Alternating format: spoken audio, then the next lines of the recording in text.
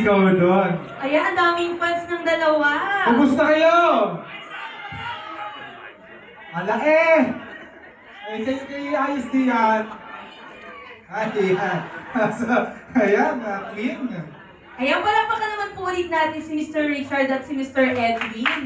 Ayan, parang Bulacan. And syempre, Batangas.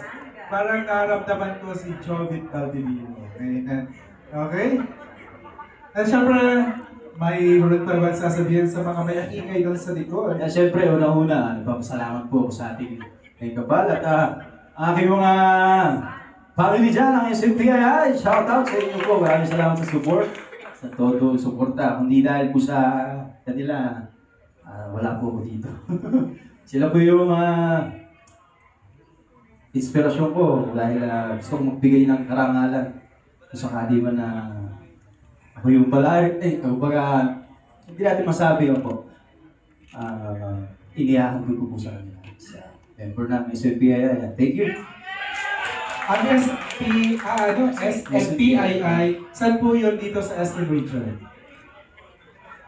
Maliliyo po kung Alhasa and Damang. Alhasa po. Pero sa ka-base? Alhasa. Alhasa. Ayan, palakpakan natin yung grupo ng Filipino community. Ayan. Siyempre, thank you po sa ating magaling na mga musikero at kay Maestro Vix Diaga. Ayan, thank you. And of course, Sir Richard, sino naman ang gusto mong pasalamatan yung mga fans mo dito sa likod? Ayan, salamat po sa mga dumating. Ikaw po kayo mga isa-isa. Thank you so much. Thank you so much to my Philpop family. Especially kay Doc Ronnie Molina na siya pong nag-coach sa akin. Thank you so much. I'm not sure if he's here because